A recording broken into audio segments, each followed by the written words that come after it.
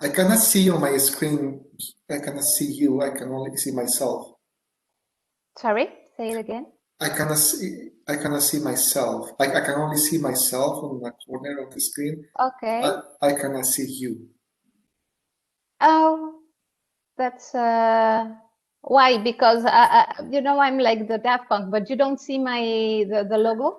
No, I don't see the logo. So so maybe you need to figure out on the layout. You have a button called layout, and there you can select what you are.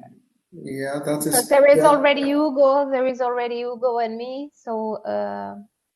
No, I cannot see. I cannot change the layout anyway. Oh, that's strange, because normally, well, most of the time I'm on the side of the organizers. So, because if I click on layout, I'll have the. I have them separately. Okay, maybe I can do this. Now I can see you, but I cannot see the presentation. So this is probably, it's not a good idea to start messing up with this now. Yeah. And let me see how many people is on the. Hello, Henry. Hello, Jim. Hey, Hugo. Hello, Hugo. Comment ça va? Très bien. How are you, Henry? Good, good, good. Here in Montreal, are you also here, I think, right? Yeah. I'm working from home now. Okay, so I hear that everything's going really well with the show. Yeah, it's pretty good. It's pretty good. Cool.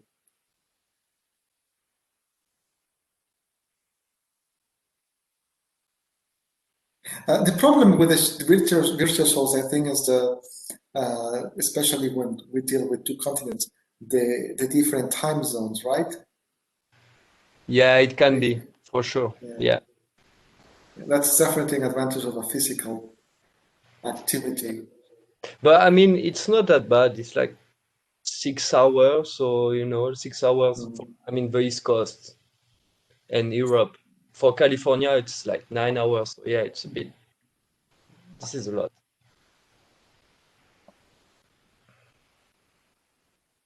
Do you have producers from where for this show? Come again? Excuse me, say it again.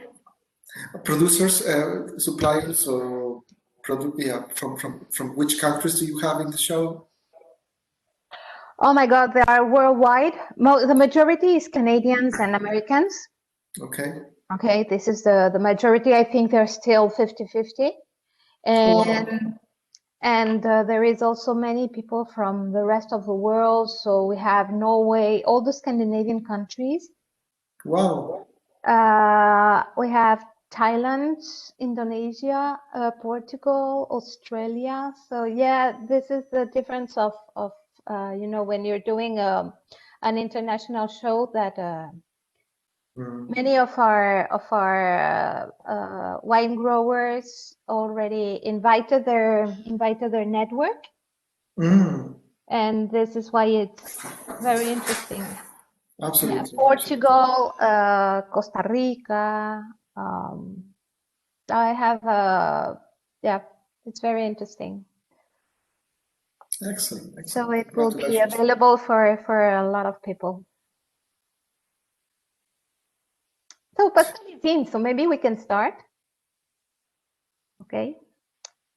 Alors, I'll give the 1, 2, 3.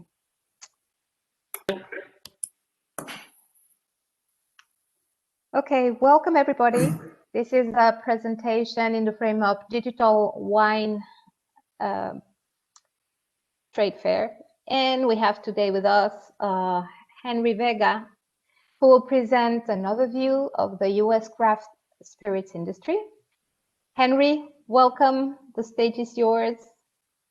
Thank you, Odile, and thank you, Pascal, for the kind invitation to join you this morning or this afternoon, wherever you are, for this edition of APSA Digital Wine 2021. I would like to share with you this morning a few insights into craft spirits production in the United States. Most importantly, I think this is a great opportunity for us to connect given the difficulties we have traveling these days. My name is Henry Vega. I'm based in Montreal, and I have the honor to serve as the principal of Congressum Consulting and also as trade representative in Canada for the Western U.S. Agricultural Trade Association. The objective of today's presentation is to offer an overview of a very dynamic sector of the U.S. economy, that is craft distillers.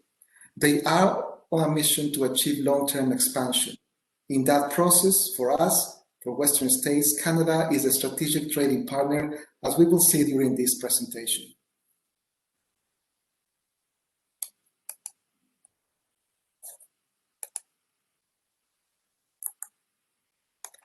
So let me tell you a little bit about who we are. WUSATA, Congressum Consulting.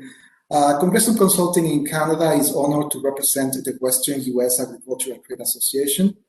WUSATA is a non-profit state regional trade group that promotes the export of U.S. food and agricultural products from the western region of the country to Canada and other international markets. We provide opportunities for Canadian grocers and food and beverages importers to connect directly with the small to medium producers of high-quality food and agricultural products. WUSATA facilitates buyer-to-seller introductions by sponsoring buying missions and participation in trade shows and virtual events. We represent over 1,000 brands at this time. The portfolios of our companies include consumer-ready foods, dry fruits and nuts, food ingredients and mixes, seafood, beverages, specialty alcoholic drinks, fruits and vegetables, value-added wood products, food-based nutritional supplements, flowers, and nursery novelties, feed ingredients, and pet food. WUSATA member states extend from Alaska to New Mexico and from Hawaii to Colorado. In addition, WUSATA member states and territories include Arizona, California, Idaho, Montana, Nevada, Oregon, Utah, Washington, Wyoming, American Samoa, and Guam. Let me share with you a few events that we have planned here in Canada. 2 of them virtual and in cooperation with APBSA, and hopefully 3 will be in person, or at least hybrid activities. Activities that include a physical element as well as a digital one. Some of my colleagues refer to them as phygital activities. I would like to use this opportunity, as I just mentioned, to cordially invite you to join us. And this is what we are targeting at. So the first activity coming up very soon is Specialty Drinks of the West of the USA, led by the states of Nevada and Washington on April 7 to April 9. We have an extended shelf life, Ambient Foods of the Western United States, led by California and Oregon, April 12 through May 7. We have a Western Nursery Products and Flowers, led by Alaska and Washington, August 9 through 13. We are hoping that this will be our first physical activity. We have a specialty booths presented by WUSATA. We are also hoping that we will be able to travel in August to the states of Colorado and Oregon. Presented by WUSATA, that means that we will be inviting you. We will be inviting a delegation of provincial liquor board representatives, import agents, retailers, to travel to these 2 states and meet with producers of craft spirits, wine, cider, and beer. WUSATA will cover your transportation and lodging costs. Finally, this year we have a promotion of Wines of the Northwest, as well as an in-store promotion, again presented by WUSATA, so we will be inviting you to travel with us to the vineyards of Oregon and Washington. Again, WUSATA will cover your transportation and lodging costs. Please get in touch with Congressum to receive additional information. My name is Henry Vega. You can email me at info@congressum.ca or call me by phone at 514-288-3770 here in Montreal. So now that the basics are out of the way, let's get on with our presentation. The main focus that I would like to walk through with you in the next 20 minutes are why Canada is an important export market for alcoholic beverages, an overview of the US craft distiller sector, and also talked a little bit about trends that we were looking at, that we were seeing before COVID, and how they have evolved or they have remained with us post-COVID.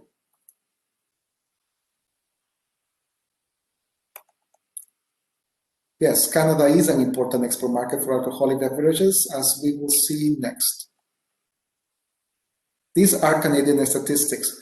When we combine the total number of Canadian imports of beer, wine, cider, and spirits, we can see that these imports increased from 3.1 billion in 2015 to 3.4 in 2019. The market as a whole was exhibiting an interesting rate of growth before 2020. This year or last year, in 2020, we expect to see a single-digit decline. The United States overall has been losing market share in Canada. That's why promotion is important. US exports have shrunk from 750 million in 2015 to 657 million in 2019. So when you look at the slide here, the US share is the aggregation of the orange and the blue portions of the bars. Orange and blue. Orange Western states and blue the rest of the USA. The declining exports for Western states has been less than the national trend, but still went from 456 million in 2015 to 446 million in 2019, a decrease of 2.2%. So let's take a closer look at the US market share in Canada's alcohol market by product category. So let's start with beer. In the beer segment, Canadian imports decreased from 560 million in 2015 to 549 million in 2019. Western states have seen their market share decrease significantly. While in 2015, Western states exported 143 million to Canada, they exported 106 million in 2019, a decrease of 26%. When we look at beer, US exports to Canada are led by the states of Colorado, Illinois, Wisconsin, New York, and California. Colorado is the lead, having exported 36 million worth of beer to Canada in 2019. Let's continue with wine. Canadian imports have increased from 1.8 billion in 2015 to 1.95 billion, almost 2 billion in 2019. Western states have seen their market share decrease slightly. While Western states exported 392 million worth of wine to Canada in 2015, that number decreased from 392 to 385 million in 2019. The interesting thing about wine here, we look at the chart, is that Western states, led by California, are a significant portion of US exports of wine to Canada.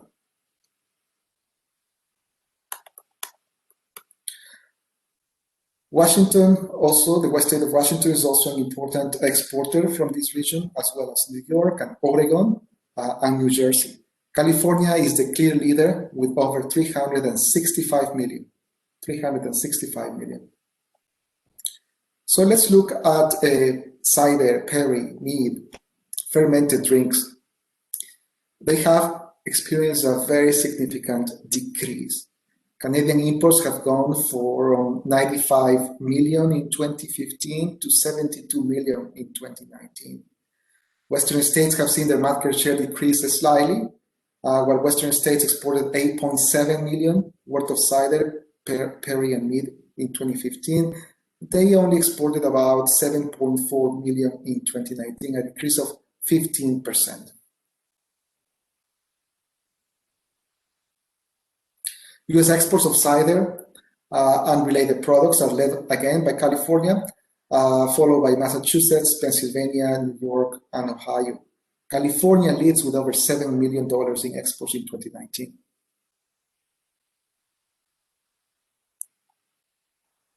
Now let's look at the sector of spirits and liquors.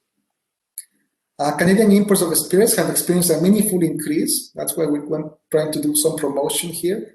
They have expanded from 706 million in 2015 to 808 million in 2019. That's a 21% increase during this period. You cannot see any orange in this slide, unfortunately. That's because Western states have seen their market share increase very modestly, only from 9 million to almost 10 million in 2019.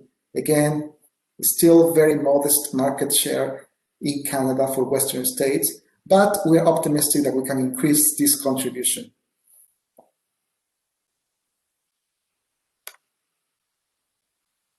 The state of Kentucky is in the lead of US exports of spirits and liquors to Canada, with 42 million in 2019, followed by New York, Puerto Rico, Illinois, and Tennessee. We do not have Western states leading this category. Again, WUSATA, however, we're working to change this, and we're optimistic that in partnership with APVSA and Canadian buyers like you, we will have innovative, sustainable, and trendy spirits from the west of the USA here in Canada very soon. So this is a summary of the statistics I have been showing you. So at the aggregate level, we see that out of 4 general categories, exports of spirits and liquors appear to offer the most opportunity at this time, as they have increased the most, 21% between 2015 and 2019. Those are the numbers that are highlighted in green to the right of your slide.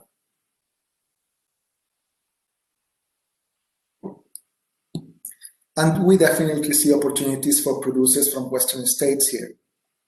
The United States as a whole, as well as the 13 Western states, have seen their exports of beer, wine, and cider decline between 2015 and 2019. US exports of spirits, however, have experienced a significant increase, both at the national level and at the regional level. Total US exports of spirits increased from 162 million in 2015 to 197 million in 2019. That is a 21% jump. Exports of spirits from Western states went from 9 million to 9.8 million in 2019, an increase of 8.6%. So in the next slides of this presentation, we will be taking a closer look at the craft distiller sector and what is happening in the United States.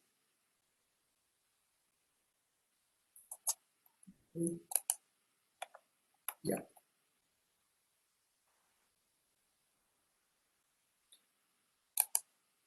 And this is a little bit of a dry topic, but it is interesting, I think, for us to briefly look at how alcohol is regulated in the United States and what are the differences or the legal differences between conventional distillery and a craft distillery, if there is one.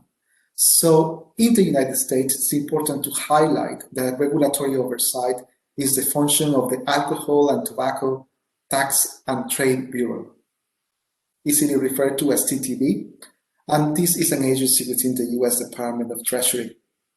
This is the primary federal regulatory agency responsible for licensing, advertising, labeling, tax, and formulation of alcoholic beverages at distilleries, breweries, and wineries. TTB establishes standards and guidance on how these beverages may be produced, labeled, and sold in the marketplace.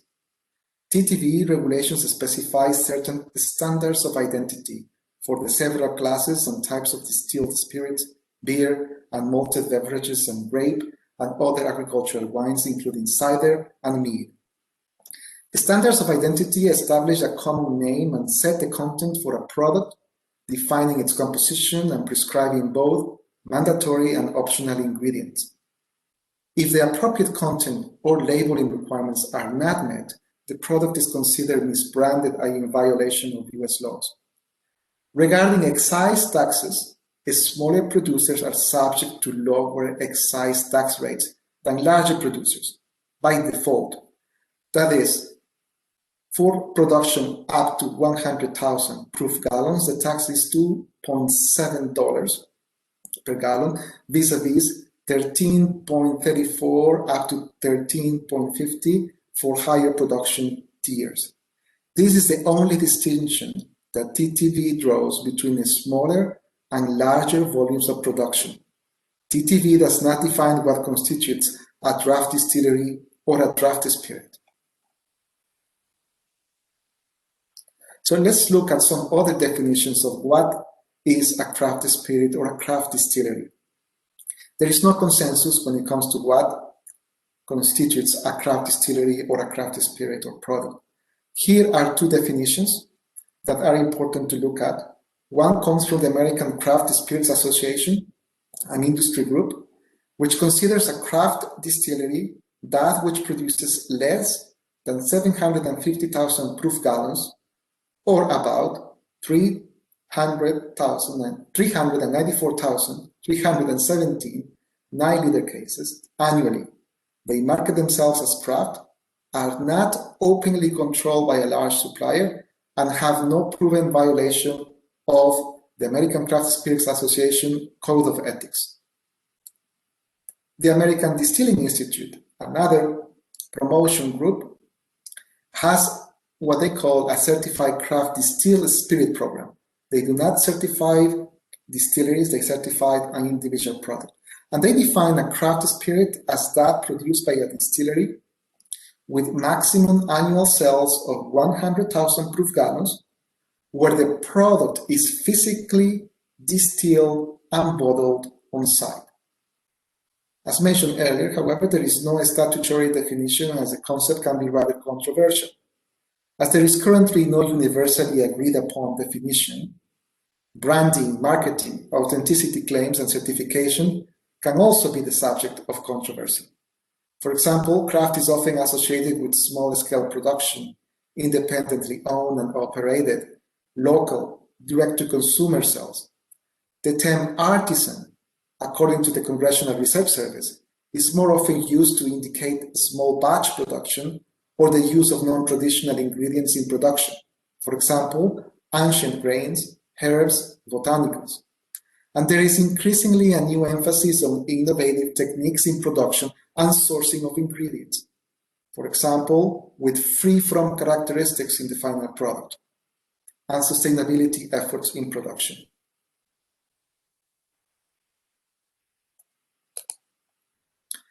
Characterizing the industry is difficult, as is estimating the number of craft distilleries and production volumes. But as near as we can tell, active craft distilleries grew by 9% from 2019 to 2020. That is a lot of new distilleries. In 2017, according to the Congressional Research Service in the United States, there were just about 1,600 businesses producing craft spirits.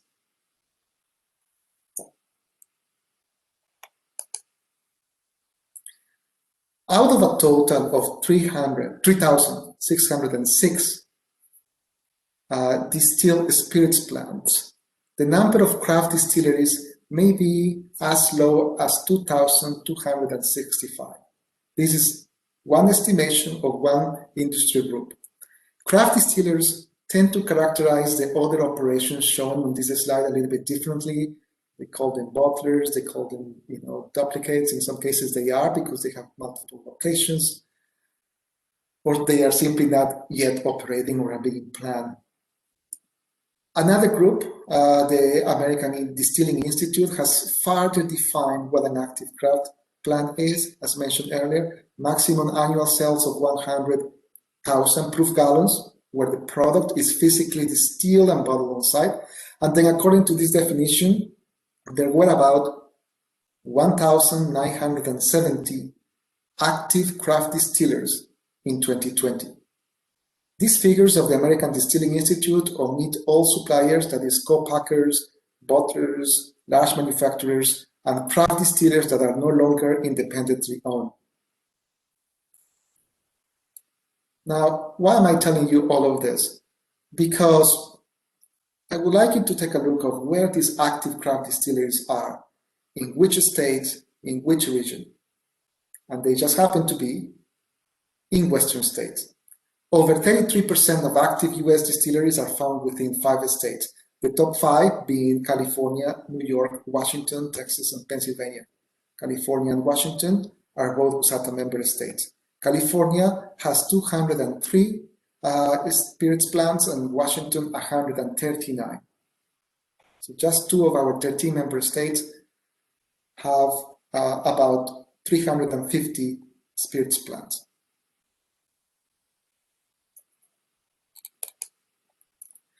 Producers from the 13 WUSATA member states, here in orange, represent 31.2% of the total number of active distilleries. 708 distilleries out of a total of 2,265 active distilled spirits plants. That's the largest regional group. And if you wish to reach Western distilleries, please feel free to contact me. Let's look at some of the trends that we were seeing before COVID and how they have changed or stayed with us, or are likely to stay with us after COVID.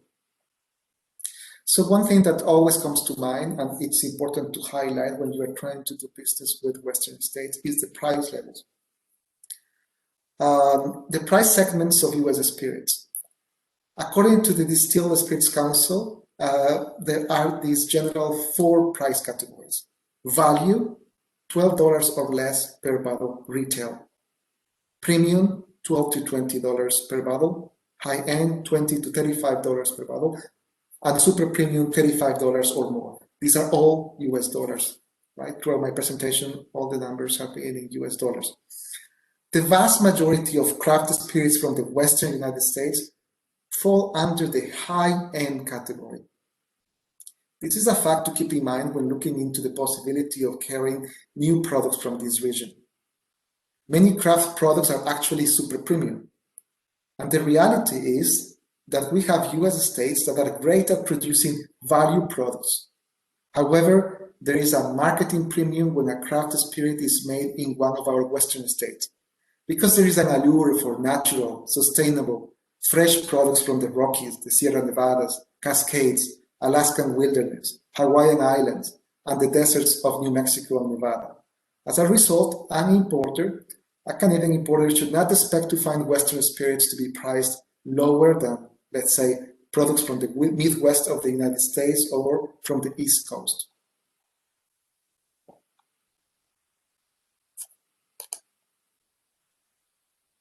In terms of volume, US production appears well balanced for the different price segments.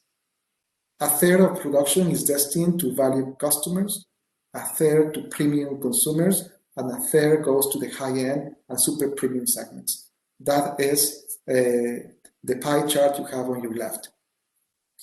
The statistics by volume, however, do not match the revenue statistics, the pie chart on your right, where value products only make up 14% of total revenue. And then if we add together the premium, high-end, and super premium segments, excuse me, we obtain that 86%, that is more than 3/4 of revenue, comes from the upper segment. In other words, a small production by volume, or a third of the production by volume, and 14% of the production by value is low price. And this is a very important consideration to keep in mind.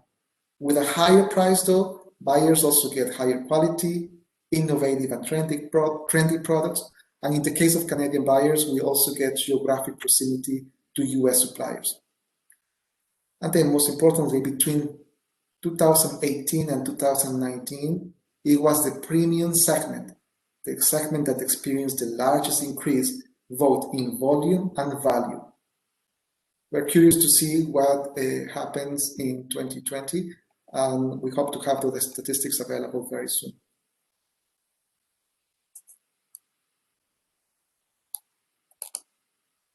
So what was driving growth in the US spirit sector pre-COVID? So we have a strong US economy and strong employment numbers. There is also the fact that the federal excise tax cut, there was a tax cut that supported the growth of craft distillers. There is growth of spirit tourism and experiential distillery tours, which were driving consumer interest and loyalty. There is some fascination with rare spirits and collectible investments, which drive auction frenzy, for example. There is also, changes in consumer preferences. Consumers seem to prefer, or increasingly more likely to prefer, premium products, prestige bottles, unique experiences. There is a sense that spirits provide authenticity, a sense of heritage, Or maybe it is just simply very cool to have something different, to be able to serve your guests a craft spirit instead of a mainstream product. You can easily go and say, hey, I got this gin from Colorado, or this rum from Hawaii, this vodka from Montana, this whiskey from New Mexico. So it's a way of sharing with others something unique, most importantly, that you discovered. Let's look at some other trends from the consumer side. So, I'm going to provide some of my own insights. There is no research backing these claims about what I think will happen after COVID. But I think that the classic comeback is here to stay. Before COVID, bartenders were simplifying menus, reverting to 2 or 3 ingredient classic cocktails. And then during COVID, end consumers like me were mixing cocktails at home and using premium artisan craft ingredients with a modern or localized twist. Something for all. What do I mean with that? This is cocktail menus were increasingly featuring low alcohol products, for example, or non-alcohol products, allowing every consumer to enjoy the bar community experience. We have observed, for example, that in response, in WUSATA member states, we have companies offering alcohol-free cocktail mixes and low alcohol products as well. The destination distillery is the distillery and tasting room experience. More consumers have been seeking out distilleries for staycations or weekend getaways. Distilleries are being designed with tourism in mind, encouraging visitors to bring back bottles and stories to their home bars. During COVID in the United States, albeit public health challenges, this trend continued and possibly accelerated.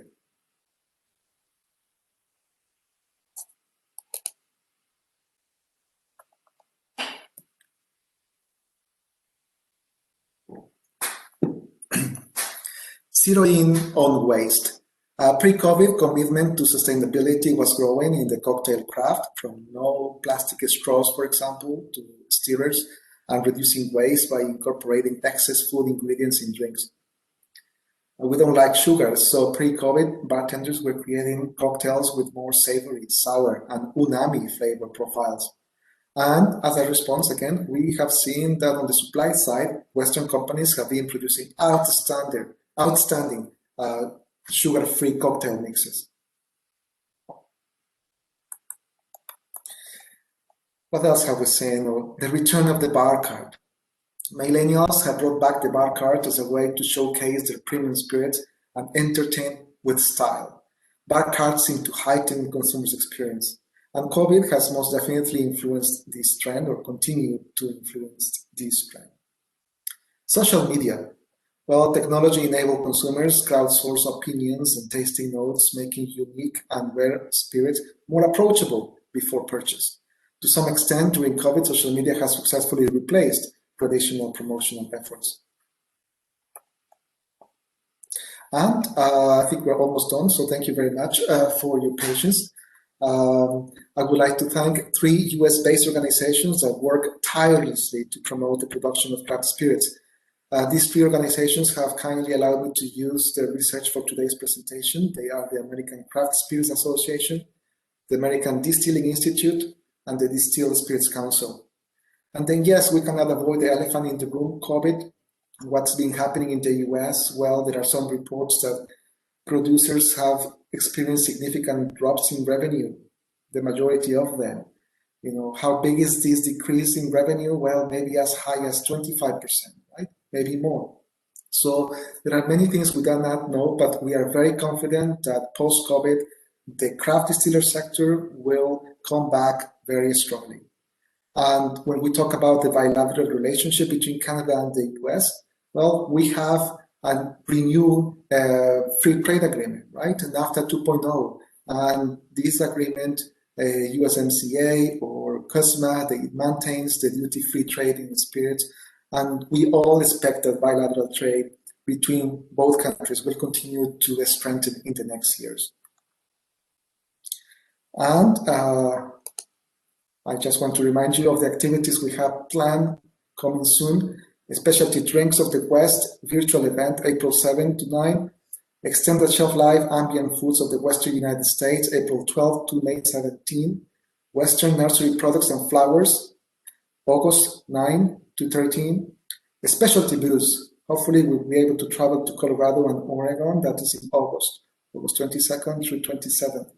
And then in October, wines of the Northwest, an in-store promotion presented by WUSATA, and hopefully we'll be able to travel to Oregon and Washington. Please do not hesitate to contact me by phone or by email.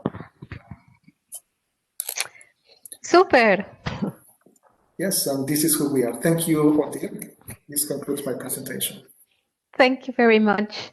And do we have questions? On my end, I have one.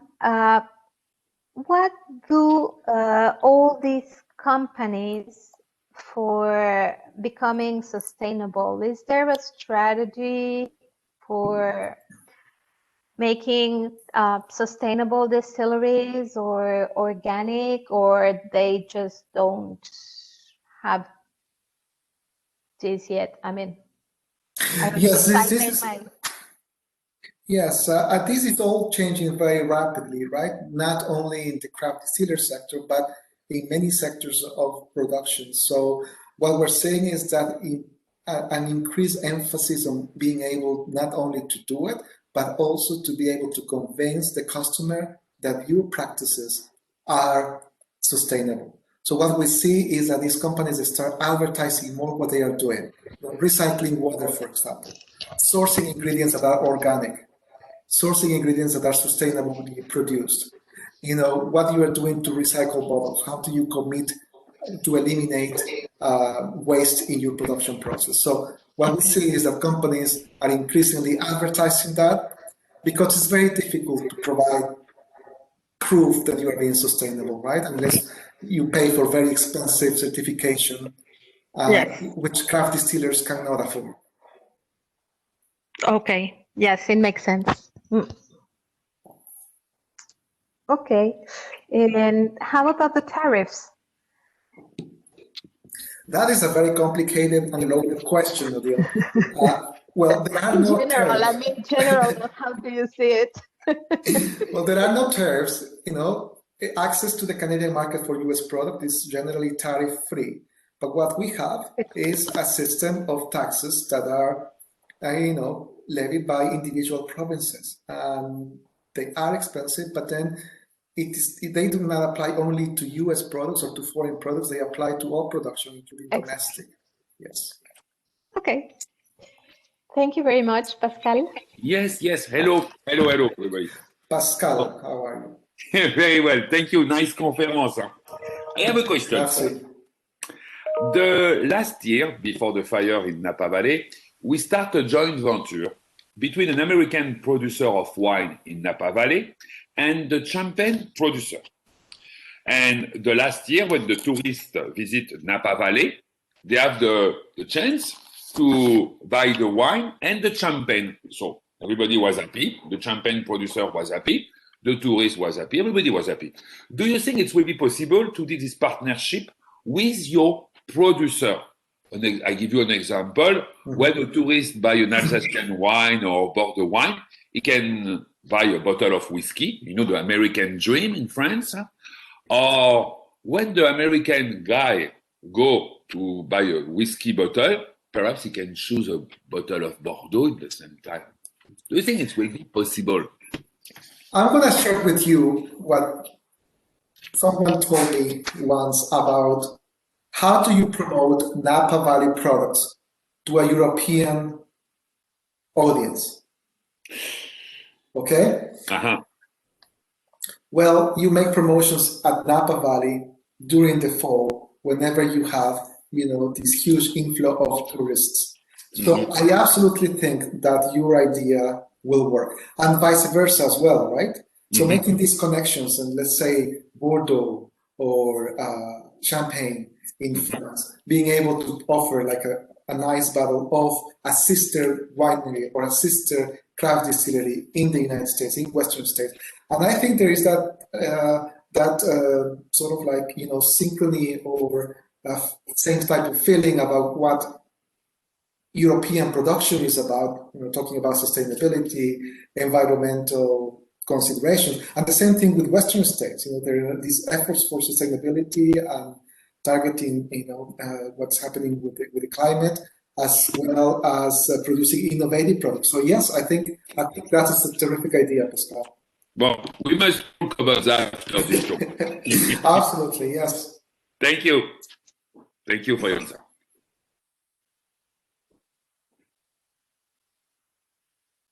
Excellent. Thank you very much, Henry. Caroline, do you have questions? Jen or Hugo? That was super interesting. Yeah, it was very interesting.